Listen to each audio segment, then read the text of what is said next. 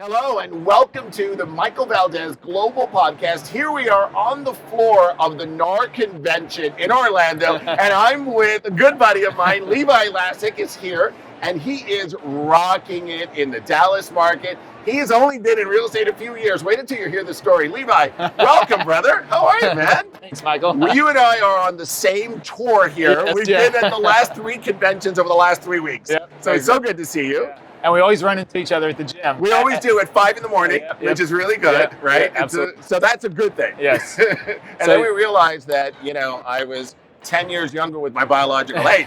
So that was good too. I still got you beat because I'm 5 years younger with my biological age. You'll still always be younger. Yeah, that's true. So tell us how you got started in this crazy business, because you haven't been in this business for so long. No, 2 years. Actually, December next month will be 2 years. That's insane. Yeah. That's insane. And it's funny because I tell the story, a lot of people know Michael Reese, and he's been trying to recruit me into real estate for 20 years. So we sold gym memberships together back at Valley Total Fitness in like 2001. I love this 2002, story. yeah. I remember the weekend he came back from meeting Jay Kinder at the lake, and he came back and he was like, I'm getting into real estate. And I was like, good luck. I mean, I had no doubt he was going to be successful. I just wasn't interested in being a real estate agent, and so it was just something that we've remained friends over the last 20 years, watched each other grow, and of course I've seen his ups and downs and he's seen mine, and he's always kind of stayed on me because I think what Michael always saw in me was, he knew how hard of a worker I am, how good at sales I was, and so and our personalities are very similar, and we just get stuff done, so and it was funny in 2020. My financial services business I worked with all teachers with their retirement planning with Dallas ISD. I had contracts with Dallas ISD, and whenever you do that, they only allow a few vendors in there because you work with teachers through payroll deduction and things like that on retirement. And it was really cool because I had a teacher schedule, but I had like 5 times the teacher income. So I was loving life because I traveled. Summers off. I did 2 weeks for Christmas, a week for Thanksgiving, every 4-day weekend you could think of, and I took advantage of that. I went to 24 countries in 3 years, and like one summer I left for 12 weeks. Oh my God, I love that. And, but April of 2020, the whole world shut down. The school shut down. Absolutely. And I was sitting there left going, when will my business ever come back? Because at that time, we had no idea what was going to happen. Absolutely. And nobody was thinking about investing in retirement. They're actually calling me, hey, how do I pull money out of my account? 100%. And I get paid on the volume of the account. So I started to watch things grow. No more immediate income coming in because nobody wanted to meet or even talk about it. And I was really kind of ready for a transition anyways. Michael had been hitting me up for the last year talking about this EXP thing, Come on now. And I saw the business model, I understood it from the start. So I was like, it makes sense. And if I was going to move into real estate, that's the way I would go. All right, now wait, this is crazy. Let's break this down. All right, You went from the fitness industry to the financial industry, and then both things stopped, right? Gyms were closed, schools were closed, right? And you wanted to shift and pivot.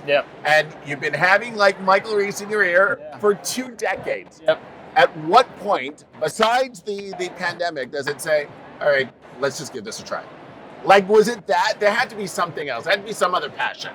Because you don't get to where you are in 2 years in this business if there wasn't a passion there, besides the hard work. Okay. Well, no, I have a passion to be the best at everything I do. I love that. Yeah. So whenever I started at Valdes with Michael, I became the #1 agent or the #1 salesperson within 30 days. Well, it was funny because I just came in there, and I just outworked everybody. I would say I started from scratch, and the only thing I've ever known is how to outwork somebody. And so I did that, and in the meantime, I was in the military too. So that's the funny thing is that when Michael got into real estate, I was going to do that. I actually got licensed in 2004. But a week after I got licensed, I literally got deployed because I was still in the reserves. Oh, wow. And I got deployed to Iraq I was gone for 18 months. So whenever I came back, I wasn't interested at that time because I thought about it over 18 months. I was like, I really don't want to be a real estate agent. And so, of course, my license expired and all that stuff.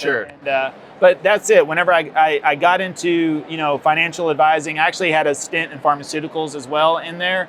And I always just went to the top because I had a very simple model for success, which is who's at the top, how did they get there? And duplicate it. Yeah, how can I model that? That's how can I adjust it to fit my personality? And then how can I be better than them? So I've always had that little competitive nature. Yep. And that's also a reason why I didn't want to get into real estate, because I know how hard agents work in the beginning. I know there's a high failure rate. Right. And also really over 2020, what I did over the summer was try to invest in ways to not become a real estate agent, which was funny is because I spent a lot of money on courses, coaching, mentorships. Because what not to do. Yes, well, yeah, and that was it. And so whenever I made the move, when I finally decided to make the move, I had to ask myself some simple questions that were really tough though to answer, which was, how do I attract business? Because I didn't want to just cold call, door knock, try to start over from building a brand from scratch and compete with every other agent in Dallas.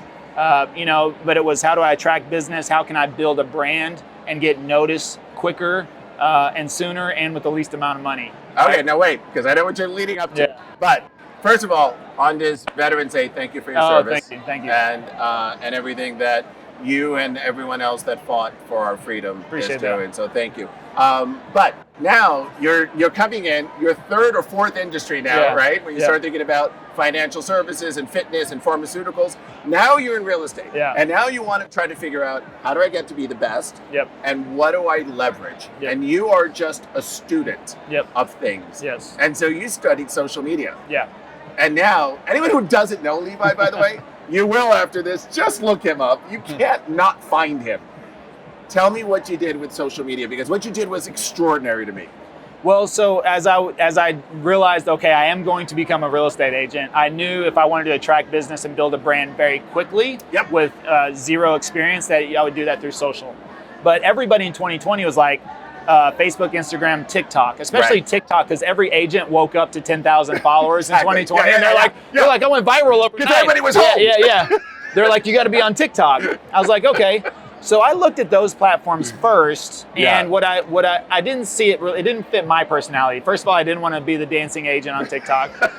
I didn't want to make pointy videos. No, but what I saw was a bunch of seasoned agents that have been in business for 5, 10, 15 years, sharing stories about their experiences, how to write through contracts, things to look at. And I could have read that stuff and regurgitated it, but I hadn't been through a transaction yet, and I hadn't experienced that. Yeah. So I just didn't feel like that was a good fit for me, because it wasn't. You weren't authentic.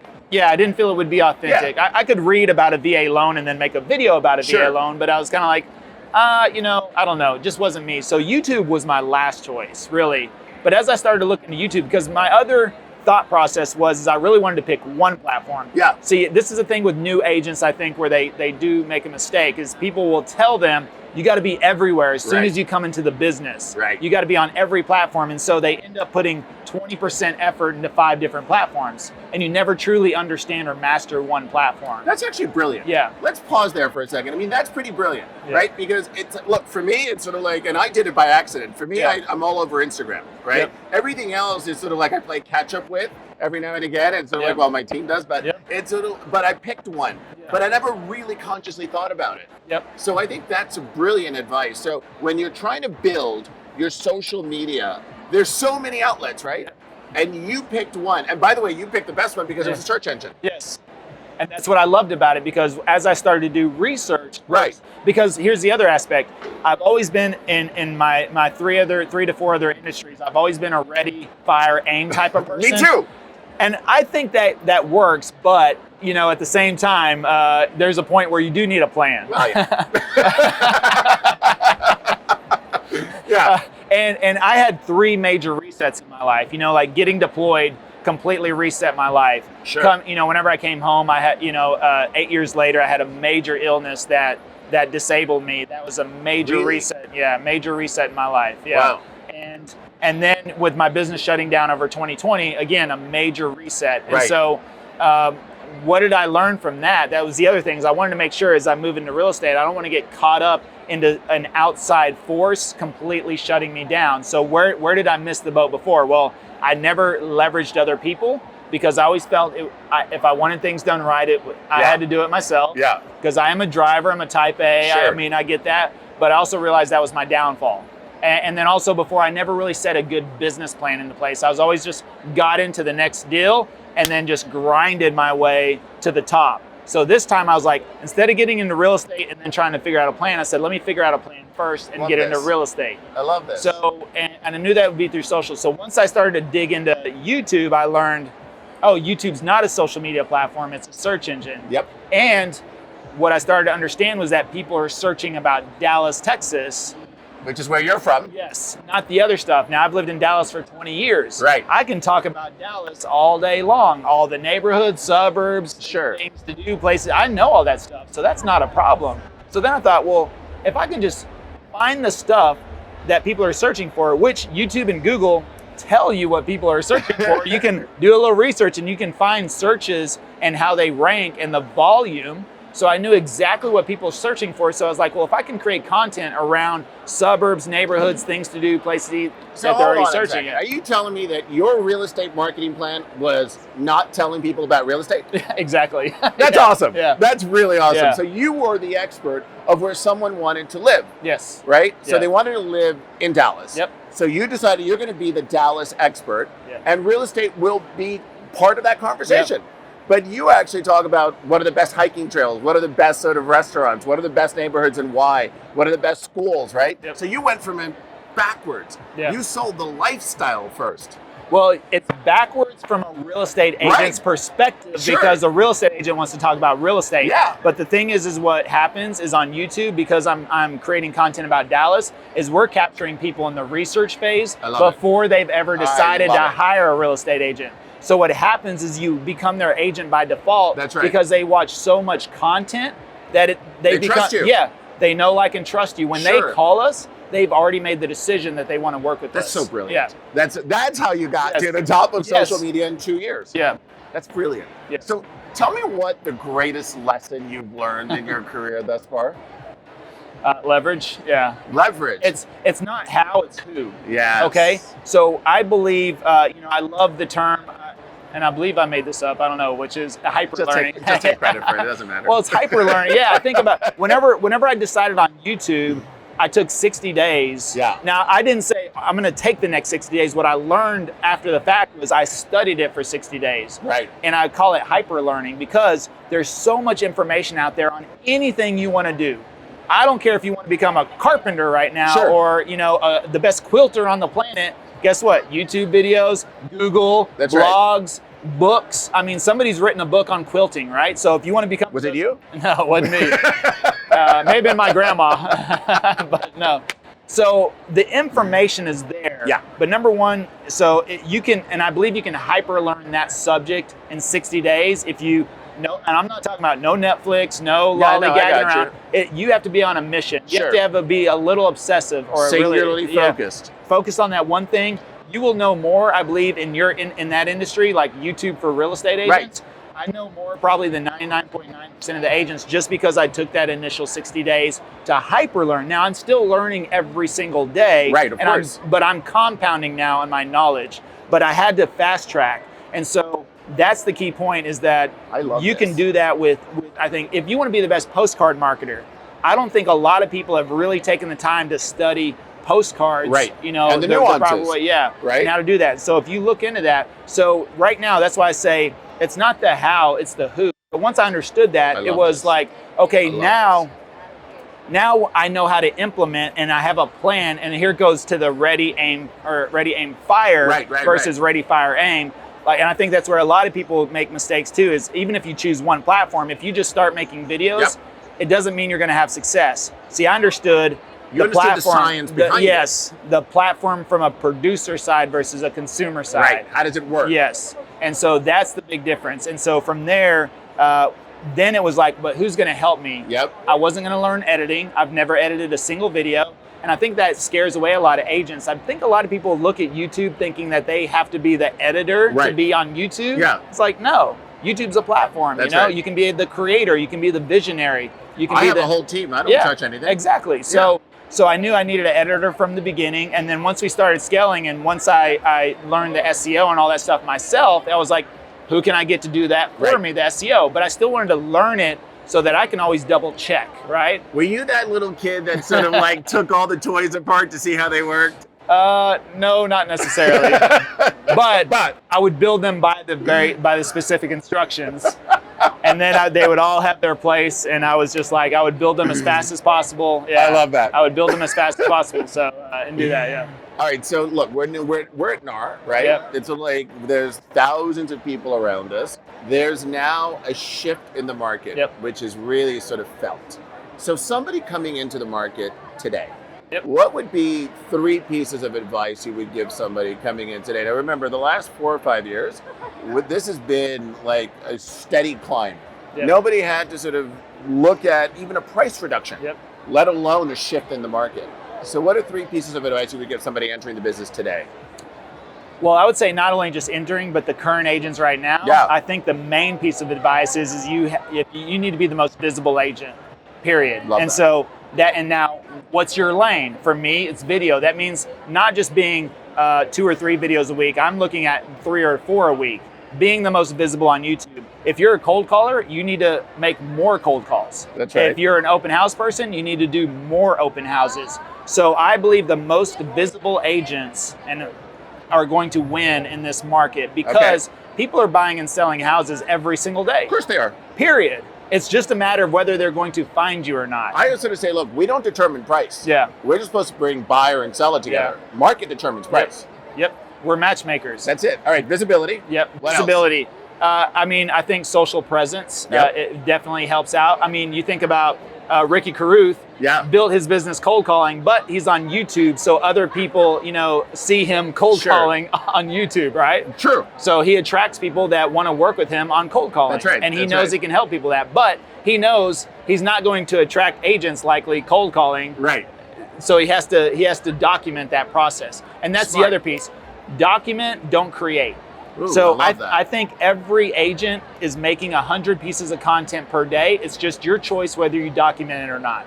So the thing is that if you're cold calling and you want to help other agents cold call, all you have to do is one simple thing, which is set up an iPhone right next to you, vertical format, hit record, and make your calls. After one call, you could look back at the camera and you could say, okay, here's what I learned. Here's what I did correctly. Here's what I did, I could do better next time. And that's it. And if you make 20 you telling me if you make 20 calls a day, you've got 20 pieces of content. Are you telling me that all somebody has to do is put up their phone and go about their day? Yeah. And that's the content creation? Absolutely. It's document. Don't create, yeah. It's like, but it's so obvious, right? It's so obvious, and yet we don't really because you're right. It starts thinking to be overwhelming. Yeah. Like I can't do social media. I don't know what to put up. Well, anything is what it is. Our agent-facing channel that we attract a lot of agents is just that, because I'm already creating 3 pieces of content for our real estate client channel. Yeah. And running a business and traveling and running our editing agency and our YouTube course, all of that. So if I were to try to make specific content for a second channel, that would be very difficult to squeeze in. I could do it, but now what do? We document everything I do. I love it. And so, out of this conference, we'll get 100 reels out of this conference. That's crazy. Why? Because we document. We'll take this podcast and we'll chop it up. Every conversation, like whenever I speak, guess what happens? People ask me questions afterwards. We film all of that, and that becomes content. That's fantastic. And it all goes. So if you look at my Instagram, almost none of my Instagram is me directly looking at the camera making a specific piece of content. It's me interacting with other agents, coaching other agents, talking with other agents, speaking, doing things that I'm already doing, and we just document it. Love that. Tell me about your favorite business book right now. What is it? I just read The Perennial Seller for the second time by Ryan Holiday. Okay. And The Perennial Seller is really, that kind of plays into The Infinite Game from Simon Sinek. Sure. Which is another book that I recently read that I like, just because I love and The Perennial Seller is about doing work that, lasts generations. And so, we just finished writing a book called Passive Prospecting. Oh, I love that. So when's it coming out? Or is it out? Probably February. Oh, so congratulations, yeah, brother. thank you. That's awesome. I'll tell you right now, we got the foreword written by Ryan Serhant. I love that. I love Ryan. Yeah. Yeah, I've known him a long time. So that's super exciting. Yeah. And we got some blurbs from Dennis Yu, the top SEO specialist in the country. Sean Cannell, Benji Travis, Pete Vargas wrote blurbs. Awesome. Yeah, so it's amazing. But that whole concept, passive prospecting is, and this is not just real estate agents. You could be a plumber, electrician. It's creating video that provides value and builds the relationship for you again, and it works for you constantly. If you look at my channel right now, there's probably 100 viewers at least right this second. So that means my channel's prospecting to 100 people while we're doing this podcast. Yep. So I don't mind being here because I'm not losing business being here. I can take vacations, I can travel, That's right. I can do all of that. And so that's what I like, and that's why I read Perennial Seller, is because he talks about creating, works of art or things that you're working on that will last generations. And so initially, whenever we were writing the book, I was thinking of calling it YouTube for Real Estate Agents, because I just thought, well, that's a much better title. The passive sort of prospecting is a much better title. Yes. Yeah. Well, and it's broader. So I thought to myself, and this was before I reread Perennial Seller, because I thought to myself, I was traveling and I was looking at the airport bookstore, right? And I just thought, YouTube for Real Estate will never be on this airport bookshelf. Right. It's too niche down. Now, there's a good thing about niching down, but also I think the concept of passive prospecting spans all small businesses, all sectors, and I think that has a much bigger impact. 100%. And so that's what clicked for me to say, no, we got to shift. And it made me think about Ryan's book, Sell It Like Serhant. That's right. It's a sales book, but he uses real estate as examples. Yep. So I thought we need to just teach the concept of video and prospecting through video and use real estate as our example, but how we can apply it to any small business. That is so awesome. That's the whole premise to the book. And so, and then a friend recommended to me, because he knew we were doing that, he's like, hey, you should read Perennial Seller, which I had read probably, I think, 2 years ago when it came out. Right. I was like, okay, that's good. So I'm going to reread that and go through that. So I think that is, but if you say as far as an impactful book for me, is I'm an old school 48 Laws of Power. Me too. I love that and too. What's funny is I picked that book up 20 years ago, really, in a 75% off bookstore, because 20 years ago I was so broke that like the only barely money I had I would spend on books, and I would go to the 75% off bookstore in Dallas and I think I found that book for like $3, and I still have it. I have it. I have my copy too. Yeah, I love that. Yeah, and it's like, it must have been like from the discarded batch or something, because all the pages are a little uneven and things like that. I don't know. So I think it was discarded. So I was able to get it for $3 or something. That is so awesome. So I got that. And then I think the classics. Rich Dad Poor Dad is so powerful for mind shift.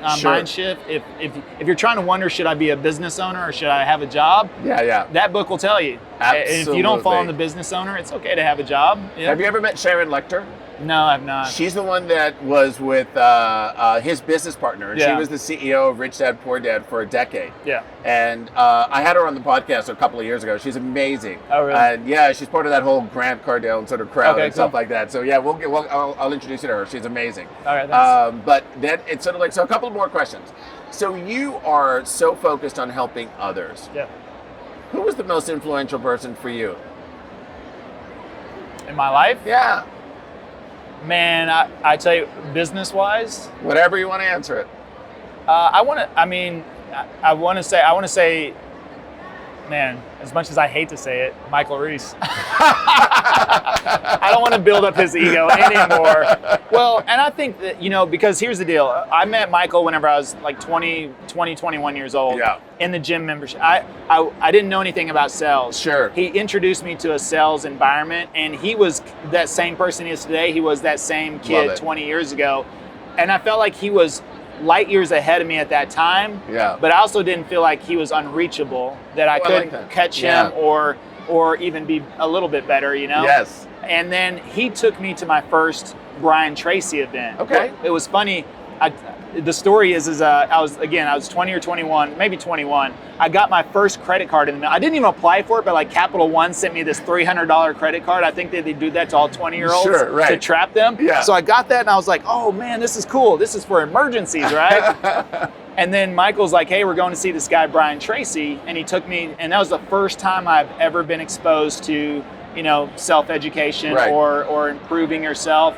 And Brian Tracy who toured the country at that time, would speak for free. And then guess what? He'd sell all of his seats. Yeah. So I was sitting there, and after the day, it was like a 6-hour deal. I was just like, this is the greatest thing ever. And I ran back there and I bought like 8 of the CD packs. So you had your emergency credit card?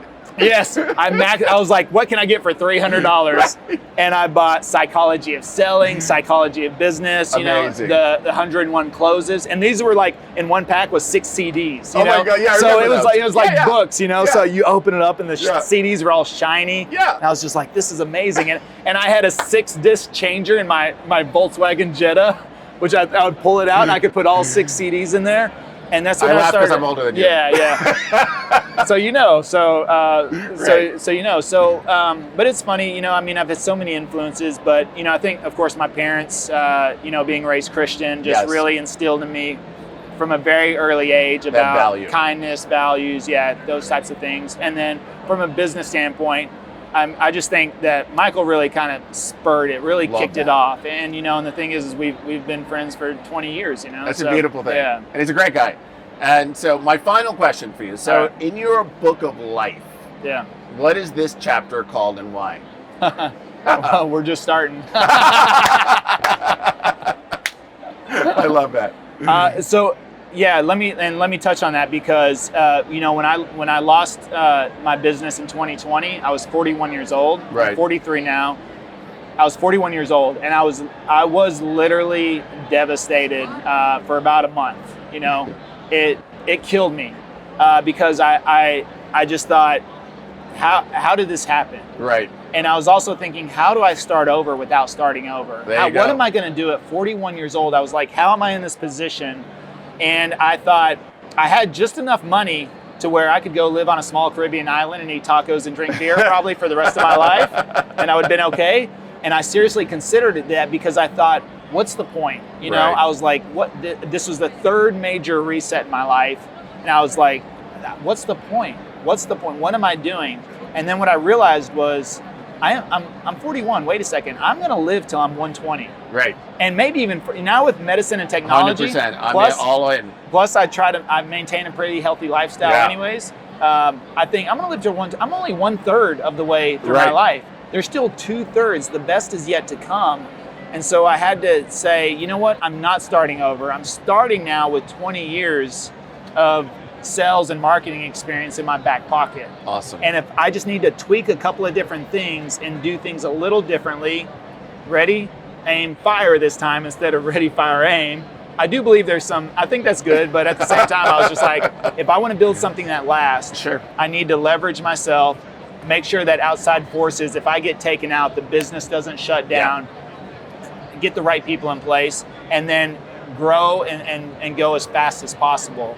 So that was my thought process. And so, yes, right now this chapter is, I do feel, I'm so glad I did not quit, did not give up, did not move to a little small Caribbean, because I would have gotten bored after a month anyways, and I probably would have been back. But I know I'm right where I'm supposed to be in my life. And so I wouldn't change a thing, and so I think. And look what you've done in the last 2 years when you look back, right? Look at that crossroads that you had. And when people are going through those crossroads and thinking about that and thinking about, I'm just going to quit. I'm just going to go somewhere. I'm done. And you stopped. Yeah. And look what you've accomplished in literally 24 months, which is mind-boggling. Yeah. And now you're writing, you have a book. It's about to come out about really these adventures in the last 2 years. So it's been awesome. It's been great to know you too, and for us to develop this friendship, and really the way that you care about others and lead others. And I love seeing that about you, and I love watching your progression, and it's just so beautiful. Thank you. So thank you, my brother. Thank you for being here. Thank you for all of you for watching. This has been the Michael Valdes Global Podcast.